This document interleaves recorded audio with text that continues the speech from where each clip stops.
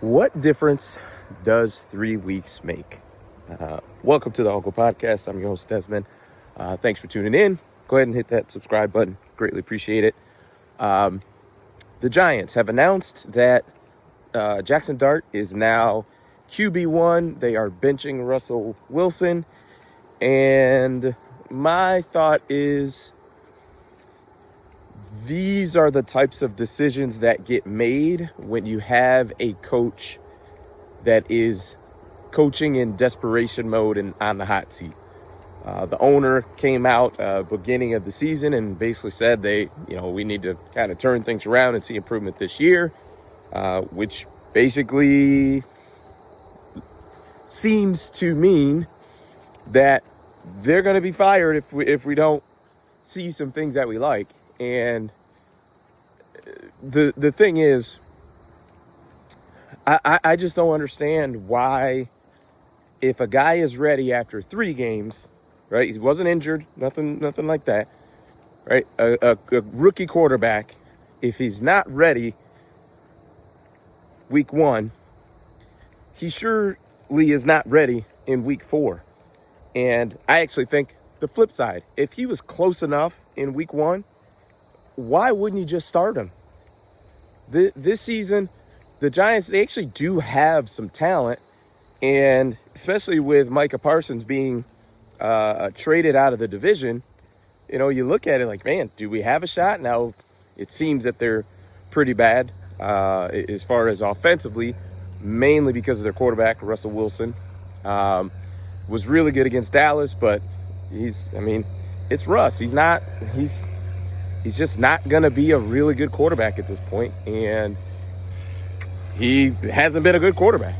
But my thought was, why wouldn't you just start Jaxon Dart? It doesn't, to me, it doesn't make sense.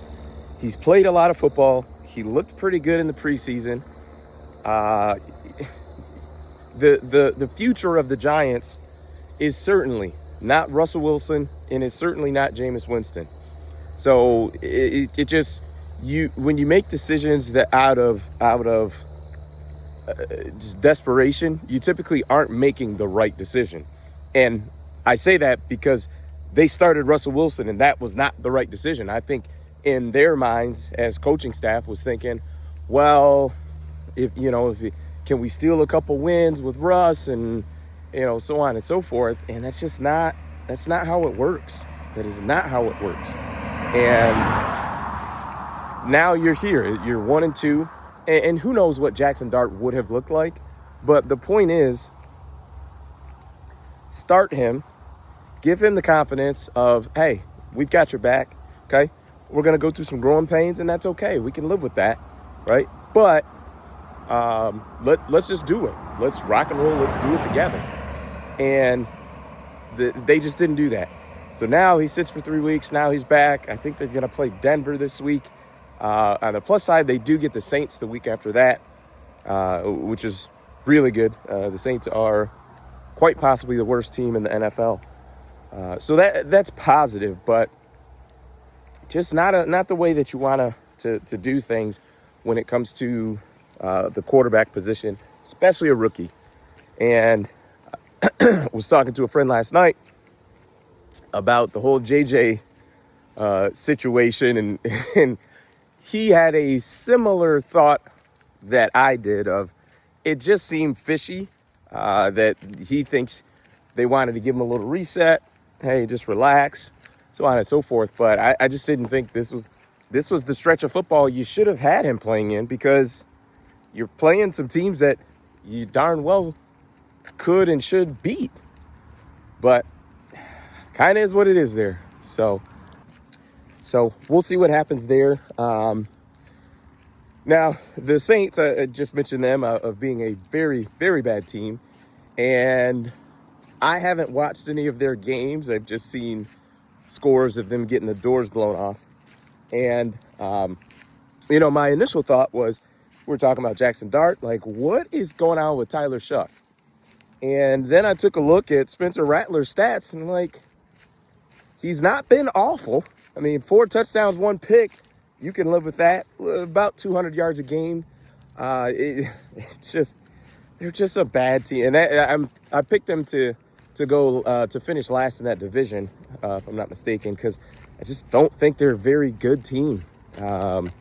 You've got like one or two pieces with, Demario Davis, who's a really good linebacker.